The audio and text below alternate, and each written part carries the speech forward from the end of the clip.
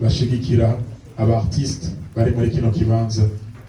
Ahanini uno munsi si conference de presse nk'uko mwabibonye, hari benshi babonye ubutumire, bibaza yuko hari ibibazo biza kubazwa, baraza gutanga umwanya muterere kubiza kuvugirwa hano muri kino kibanza.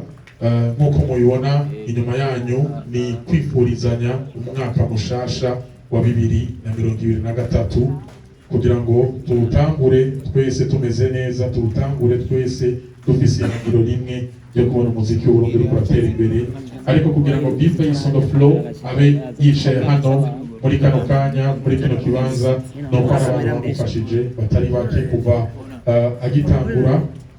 Muraza kumva byinshi, reka sindamuvugire, umwanya n'uwiwe nayo ubundi ijambo ryo ryasanzwe rifise. Karibu sana Bface on the floor, dushikirize icatumye dukoranira hano.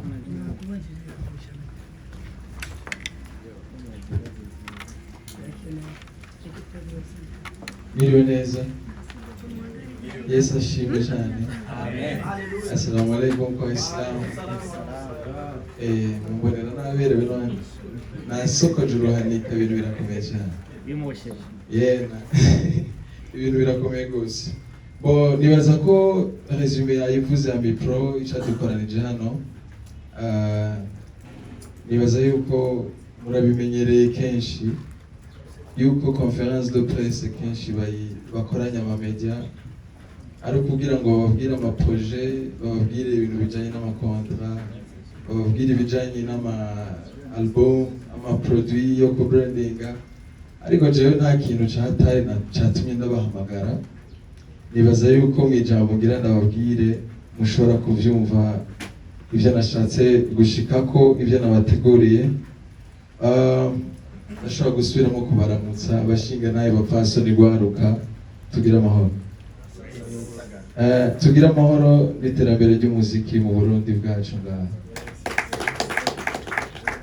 So kuri uyu munsi rero uri hejuru, bakunda kuvuga ngo uri hejuru, sinzi ko uri hasi cyangwa hagati, nanje birancange. Kuri uyu munsi uri hejuru, igenekerezo ry'10/0 umwaka wa 2023 twakoraniye ngaha mu ntumbero yo kwifurizanya umwaka mushasha, nongera n'abashimira ku rukundo mudahengeshanya kunyereka mu bikorwa byanje by'umuziki. Nibaza mushaka ngo kwikomera amashyi muri abantu b'abagabo vre. Ijambo nyamukuru, intumbero nyamukuru, The Faces Music ni sosiyete yanje itwago kandi na jewe isanzwe irongowe na jewe, iserukirwa imbere y'amategeko nagira uko ishaka Boniface batazira Bface on the floor aka Rap Yuda aka Rap Commando, bisama aka menshi mu mabera amashi maze.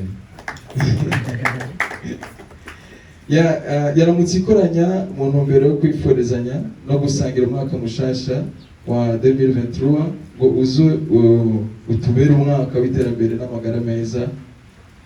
Ni muri iyo ntumbero nyene shimye kugira ko nshima bimwe bivuye ku mutima by'umwihariko abanditsi n'abamenyesha makuru bari ngaha, ibinyamakuru, amaradiyo n'amateleviziyo, aho biva bikagera ukuntu mudahengeshanya kunshigikira mu bikorwa byanje vya misi yose by'umuziki. Ndibaza nawe mwo kwiyongera amashyi n'ukuri murabikwiye sana, baba bari ngaha n'abatari ngaha.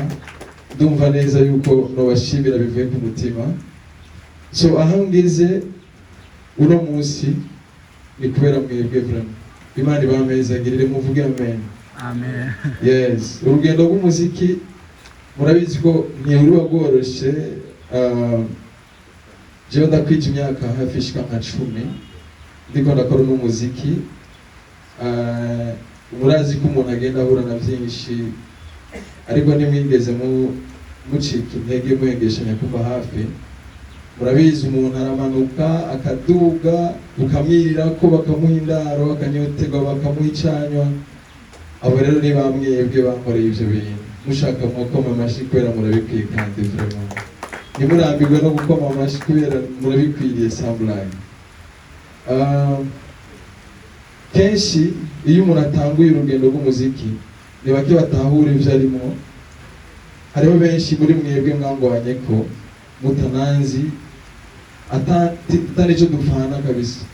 Nibaza yuko murabizi neza yuko hari umugani bavuga ngo muvugishwa n'iyembe iwabo, no muri famiye barakwigarama bakavuga bati ibi bintu by'abantu wagiyemo, ibi bintu by'abasazi wagiyemo, urumva ugitangura niyo babona iyo biva niyo bija, ariko kenshi na kenshi Imana nayo ibigushize ko ibiganza umunsi n'umunsi bikagenda neza.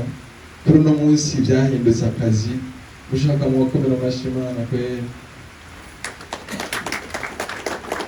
Yes, hama murabizi neza yuko hari habo usanga nyene badatahura ivyo urimo nk'uko nabivuze, ariko hariho n'abandi bataba bazi niyo uva niyo uje, ariko bakagushigikira mpaka ku kanyuma. Aho ndashobora kuvuga nk'umuntu bita Adrien La Vista no twicaranye ngaha, n'umuntu twatanguranye kuva muri 2013 2012 dushigikirana ku muziki wanje gushikaho uno munsi tugeze.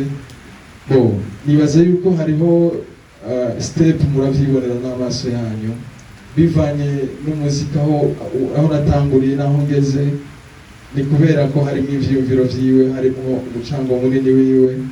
Ndibaza neza yuko ndabimushimira bivuye ku mutima, kubera ukuboko kumwe kuriyaga ni kwimara ubugi, murabizi nawe. Hama harimo umuntu bita DJ H, ndibaza yashitse ngaha. Vraiment kuva ntangura umuziki rangwanye ko ntiyangwana ko kuvyerekeye promotion, ntiyangwana ko kuvyerekeye ukuvuza umuziki wanje nk'umu DJ cyangwa umu journalist, cyangwa kungaburira yarangaburira cyane. Mushaka mu mukomera amashyi vraiment, yarangwanye ko bikomeye. Ndamushimiye aho aherereye, namubonye hari inyuma. Imana imuhezagire. Hari umuntu bita Elvis Iradukunda. Elvis Iradukunda niwe yatanguye kuntumira kuri televiziyo bwa mbere, yitwa Salama. Nukuri vraiment nararyohewe nibonye kuri televiziyo, ko niriwa ndaraba abandi nanje nari nkaniye kuja mu kiganiro avuga nti je nibonye kuri televiziyo. Rero Imana imuhezagire kubona yarantahuye akampamagara kuri televiziyo. Icyo gihe bahamagara abasitari gusa, nanje nariko ndirondeza, biragoye ko batahura umuunderground. Rero nubwo ari talented, hari ahantu nyine baba babona kumengo ntabyo afise ashikiriza. So nawe ndabimushimira vraiment, Imana imuhezagire. Hari umumenyesha makuru yitwa Aline akorera kuri radio Muco FM Ngozi. Kuva mu 2012 2011 nitangura umuziki nigeze nca amazi kabisa, ndamushiriye turirimbo. Hari n'uwo bakorana yitwa Claude, uwo bita Fabrice Dr. ndibaza ko ari ngaha mu bantu banshigikiye cyane gose, hamwe bangira umustare Ingozi nkabo umuntu watari kandi Bujumbura batananze vyo. Nukuri kw'Imana, Imana ibashimire cyane, ibahezagire gose. Hariho umuntu bita David Kamel yakorera kuri Bonesha FM, yaramfashije cyane gose. Nabibabwiye yuko bigoye cyane ku ndirimbo zacu tuba dukora, yuko biba bigoye ko hari abantu bagushigikira ari ugitangura babumva nyene uri kurirondeza. So ndamushimira nawe, yarakorana n'uwo bita Jojo Paparazzi, ndiyo zamura mwibuka atuvumbura ngo twasovye kwibarabara. Ivyo rero ndibaza ko muvyibuka ko yari umuntu ashigikira umuziki w'Abarundi, nanje andimwe mu bo yashigikiye. Nawe ndamushimire. Hariho n'ubundi yitwa Kivumbi akora kuri televiziyo Rema FM, Rema TV. Antuka ari mu bantu wa mbere baba bariko baravuza indirimbo yanje yitwa Hip Hop is my style. Iyo ndirimbo yarayikunda cyane, kandi ni nayo natanguriye ko gukora clip, ikaba yakozwe n'umuntu bita Freddy Pro. Indirimbo montage yayo ingwe incamwo irengana, kubera ko byamona n'imwe n'ikimbere yanje. N'umukomera amashyi Freddy Pro yarevori wasigaye akora indirimbo za Israel Mbonyi. Urumva ko yarevoriwe nawe nkuko nanje nateye imbere.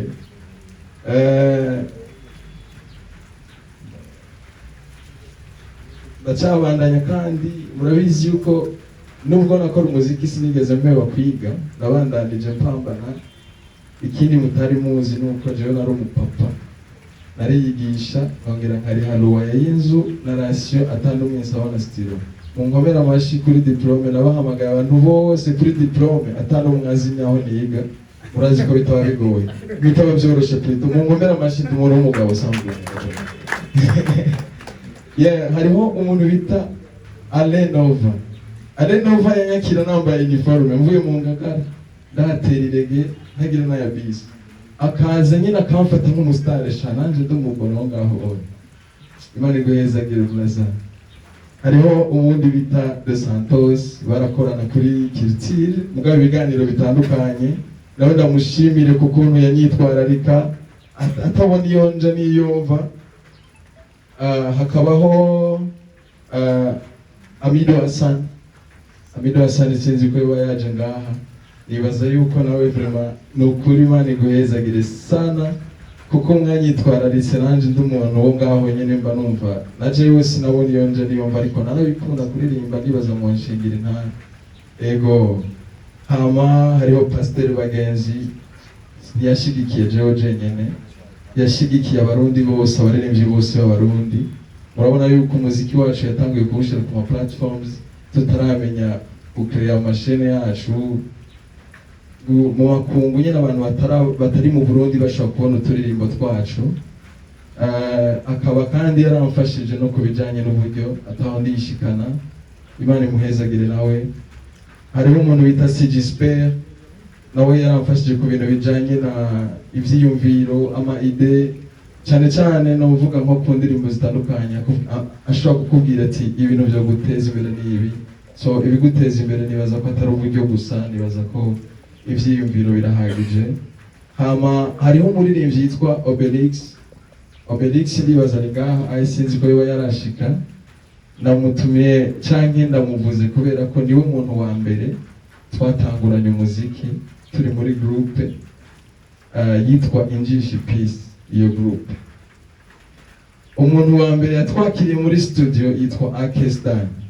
yatwakirira muri ntuze muri chambre yabo urabona ko hakundi uririmba micro ifise mu ntoki hageze yuko muri recording abavyeyi bakabanza kuvuga ati murindire duze gufungura niho muza kuririmba ubwo rero hajya hari umugani bacangwa imbwa irinzi itobo ku buhanza niyo bayamenye inzogi uyo ni jewe ego vraiment Akestan mu mukomera amashi cyane kuba yatwakiriye ubwa mbere hama no musi nkabandi umurapera akomeye mu Burundi vraiment nibaza yuko nawe atera imigisha mu bandi hari umuntu yitwa Mukombozi hasta la Victoria Simple nashaka ndamubwire mukomera amashi uyu ni inspiration yanje agace yongera kandi igihe kimwe banyirukanye muri examen hama banyirukanira minervare y'ibihumbi 200 niwe yandihiye nshinja gukora ikibazo umukomera amashi numva nkamvyibagira ivyo bintu kandi akaba ari na inspiration yiwanje nakunda ingene yandika kandi nanje byaramfashije nico gituma kenshi abantu barakunda kudukompara bivanye n'ikirundi twandika bivanye n'imigani duca rero ndumva neza ko ivyo ndamushimira atari ikintu kimwe conyene bro Imana iguhezagire big up on yourself kimwe ku kindi ebana part 2 bayitegure man hama ari umuntu yitwa Endomike nawe ari mu bantu twatanguranye ku ndirimbo muri 2011 andicodinga muri studio yitwa Camrins Record hamwe n'uwo bita Robert Pro abo n'abantu nabo bamfashije bakandikodinga atamahera ndabahaye nukuri ndabibashimire cyane gose hari ubundi bita Clovis Pro nibaza ko ari ngaha Clovis ebana bless up sana uyu niwe yatumye habaho groupe yitwa ya Baby Shona Bface sinzi ko abantu mwari mukurikirana umuziki ico gihe hariho umukobwa twaririmbana yaririmba neza kongera karapa umuntu yaduhuza yaradukoreye indirimbo nyinshi ari kumwe na Liza Classic baradushigikira kabisa bakadukorera indirimbo atamahera tubahaye natwe nta nawe twari dufise ko na ya business twaro mugabo vraiment numva no bibashimira bivuye ku mutima Imana bamezagirira rimwe na Liza Classic mugira imigisha hari ubundi bita Amiri Pro indirimbo yo bigira nka kabiri twaririmbye jewe na Obelix Amiri Pro niwe yaririmbye chorus yatunaniye kuririmba kandi je sinamwumva asubiye kuririmba kuva ico gihe sinzi ko yari wagira check sound muri iyo ndirimbo mugabo ndabimushimire sana kuri ico kintu yakoze numva ntocibagira vraiment Imana imuhezagire nawe kuba yatwakiriye turaba underground bo ngaho nyene na chorus yatunaniye agaca turirimbira ikagumamwo iyo ndirimbo ndaza kuyibaronderera ndayibahe vraiment ariko kuba ishoboye kuvuga si kuvuga ko aribo bantu bafise icyo bamfashije bonyene murabizi neza yuko navuze ko duga imisozi wongera umanuka uca mu mwongo usubira uduga urahura n'abantu benshi batandukanye muri famiye abantu benshi usanga bagushigikira mugabo ugasanga nyine bivanye n'ama stress y'isi ibibazo ducamo ngaha kuri ino si ugasanga hari ibyo bibagiye kandi bikenewe abo ntuba nashoboye kuvuga barashaka kunyihanganira muri ico gihe ntari bwatera imbere ngo ngira aga step so inyuma yabo kandi hari n'abandi mpereye kuri mwebwe muri ngaha narinze kwadondagura amazina n'abandi benshi batashoboye kwashika ndabashimiye cyane bimwe bivuye ku mutima muri Kirumara cyane gose mu muziki wanje no mu muziki w'abarundi muri rusangi Imana ihezagira ibikorwa byo mu maboko yanyu nimwikomera amashi vraiment murabona abagabo sangwaye uretse abo sinova ngaha ntashimiye n'abandi basanzwe bakunda umuziki ndetse bakanadushirikira mu buryo canke mu vyiyumviro aho ndashimira cyane timu yanje yitwa TBF abafana banje barakunda kunkorera ama surprise bakama amafoto bakama amahera yo kuri ha studio ari abanyeshure bagakotiza usanga n'umuntu atagira na bisi mugabo akemera agatanga 5000 kugira ngo uzokora indirimbo ni ibintu nk'abandi basavye ariko nkabona barabinkoreye so nabo mu komeye mashina cyo byo batwara vraiment n'abantu beza gose barabantegurira n'amakade ya anniversaire je nta n'umunsi n'umwe nigera mfite anniversaire ariko barankorera ama surprise nkatangara Imana bahezagire cyane hama navuga cyane nkanyakwigendera mutamanuka nibaze yuko ivyo yakoze n'amaboko yiwe murabishimbira intahe niwe yanyurije indego bwa mbere ndazi neza yuko iyo ari atekanye Imana yamwakiriye neza arafise umuryango yasize hano nababonye ngaha ndumva neza no washimira n'ahatari bunyumve ndazi famille yiwe iraza kuvyumva baradukoreye ibintu byatari bankuye mu nzu ya Samire bantwara mu nzu ya 1 million ku kwezi ubwo mubakomeye amashari icumwo bakwere yes ndashimira kandi manager Pasi PCF big up on yourself patron niwe yamuje na mutamaruka hama turashika kuri level tugenda kuririmba muri Wasafi kandi Wasafi yarigezweho cyane muravyibuka 2017 aramuza no muri rimwe yitwa Darasa turaririmba muri sound kwa Titage bibaza yuko mu bintu byo gushima byakujije na kariyere yanje ivyo birimwo basi merci sana Imana igwezagire cyane kandi nibaza yuko Trebeka ni lebo yenspiye n'izindi lebo z'abarundi bakumva ko umuntu yofata amahera ak'investisa mu muziki atiteze ko azayagarura ejo canke hirya y'ejo mugabo akabakuramo ubwoba après yahajya ndibaza mwarabonye hariho lebo zirenga nka 5-10 gutyo nibaza yuko iyo inspiration batanze tuba dukeneye n'abandi bameze gutyo Imana ibahezagire sana yes hama hariho Aruna ikora ciza muramwibuka muri iko nawe arafise ibintu vyinshi yanyongerereza mu vyiyumviro akaza akambwira ati je ndakunda umuziki wawe nubwo atahurashi ugerageze ndazi neza ko uzoba umuntu akomeye nubwo ntarabwo nshaka ariko ndafise anageze nawe ndabigushimire ku vyiyumviro vyiwe yashoboye kumpereza hariho umuntu bita Doderic sinzwe wa yashitse hano ari muri timu yanje ngaha ariko ndabona yacerewe niwe yari kuba yicenga ari mu bantu banshigikira cyane ntararonka imodoka akanyunguruza kama lifti ari biganiro canke ari tournage ya clipe akamfasha cyane gose Imana imumezagirire ni mu bintu byinshi cyane no mu vyiyumviro hariho bita Chantal nawe ari mu bantu banshigikiye cyane kuvyerekeye uko nyene kwa kundi uvuga uti je nta modoka mfise sishobora gufata taxi, hariho urubanza ngiyemwo canke hariho concert ngiyemwo, ndashobora kwikora ku bantu bashobora kuntera iryo teka, kubera murabizi yuko umuntu yururutse bisi ntasa n'umuntu aje n'imodoka idasize vraiment. Rero Imana ibahezagire cyane no kuma ide y'ivyiyumviro, nanje ndakunda no gukorera ku vyiyumviro by'abantu. Imana ibahezagire cyane aho baherereye. Hariho Hayisayini nahazwe n'umukuzine wanje direct, papa we bavukana na mama wanje, ndibaza muramuzi muri entertainment. Arafise vyinshi amaze gukora kuri jewe no ku bandi, rero nawe ndamushimire ku vyiyumviro vyiwe kuba hafi yanje, ndibaza yuko nawe yari kuba ngaha sinzigira yafatiriwe. Namushimira, Imana imuhezagire, niwe umuntu muri famiye tuyaga cyane gusumba abandi bose. Ego hama hariho Willy nawe yahora amfasha cyane kuvyerekeye cyane ama déplacement. Kenshi yo hageze konja muri concert za ruguru, agaheba akazi kiwe, agaheba umuryango, kanshigikira tukajana, yarumva nyine ariko abikora nk'ivyiwe, nawe Imana imuhezagire. Hariho uwo bita Jimmy baramuzi cyane muri Bantu Boy, Imana imuhezagire gose. Jimmy ebana big up on yourself, n'umugenzi wanje kandi nawe afise vyinshi yashigikiyemwo, je ntararonka imodoka, baranteye imigisha abantu bose bampaye lift, ubu nanje ndi driving amunkomeye amashina cyo vrai.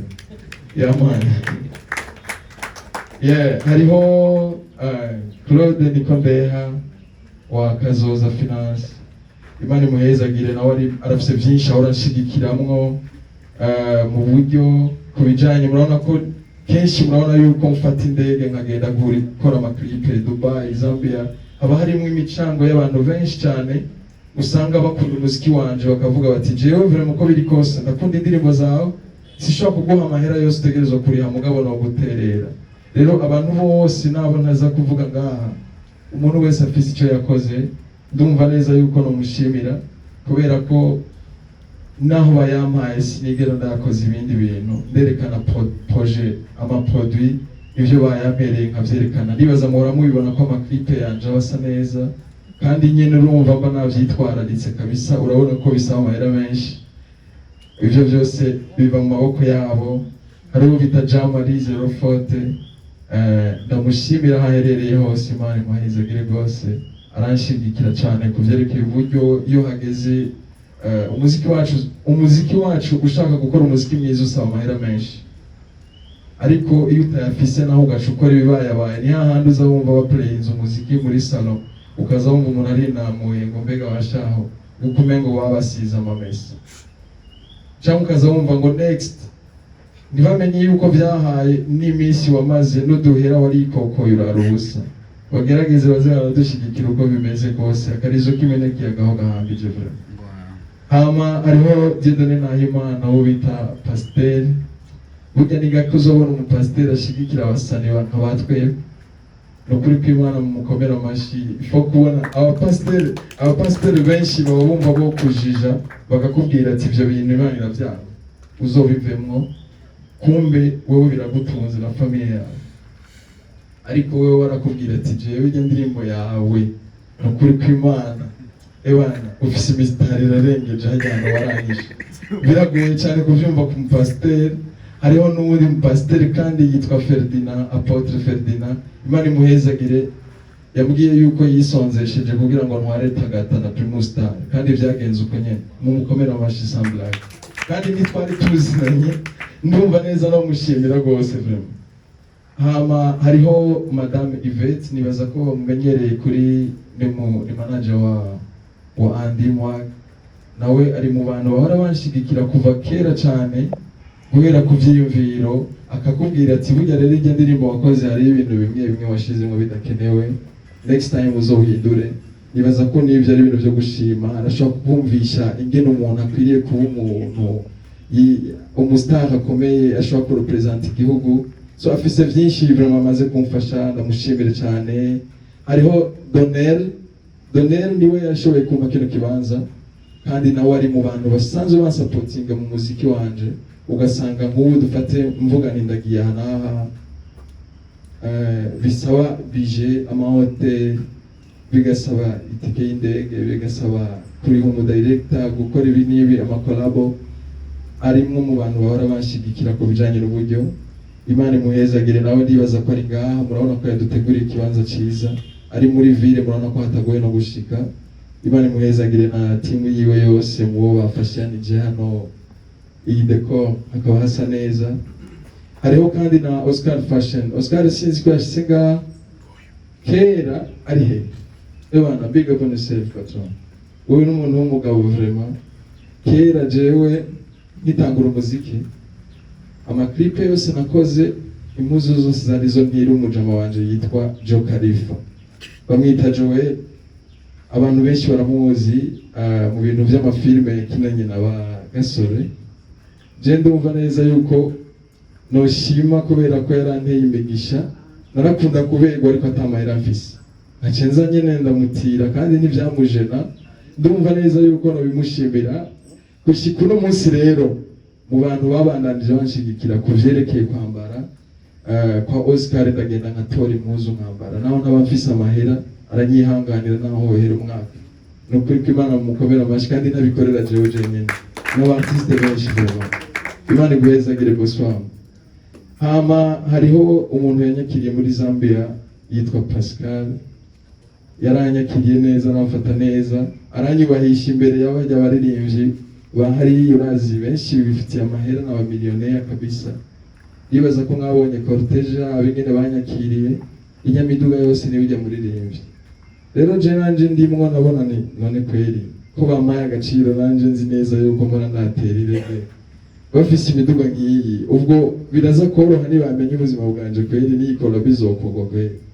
Mugabo kubera no muje nabo bari kumwe hariya, abo bitaba Innocent, abo bitaba Jonas, abantu bose bari hari, Imana ibahezagire, banyakiriye neza, baramfashije kuvyerekeye kuhaba no gukora igikorwa canje citwa Stamina. Ndibaza mwarabonye ko yari indirimbo iryoshe, ifise ama image meza, ndabikeshaho. Hakaba kandi hariho n'abategetsi ntashimye kuvuga amazina, nibaza yuko bitaba bikenewe ko tubashyira no ku mamedia, ariko Imana ibampezagirira aho baherereye hose, abanshigikira, abumva nyene ko bantera intege mu bikorwa byanje. Numva no barambira ngo mvuge amajambo menshi, ndazi harimo abatanguye kwirana, mugabo mwihangane cyane. Ndangije kandi shimira abaje n'abatashoboye gushika ngaha bivanye n'imvo zitandukanye. Murabizi neza yuko abantu bafatiriwe n'ubuzima bwinshi, bimwe ugasanga hari abagwaye, hari abari ku kazi, ariko ndazi ko abo natumiye benshi bashoboye kwashika, abo natumiye nabo batahashitse, ndumva nabo bashimira nabone. Nihatere imbere umuziki w'u Burundi, abanditsi n'abayigisha amakuru, ibinyamakuru, amaradiyo n'amateleviziyo byo mu Burundi, bitugira amahoro, mukoma amashyi menshi cyane ku muziki wacu.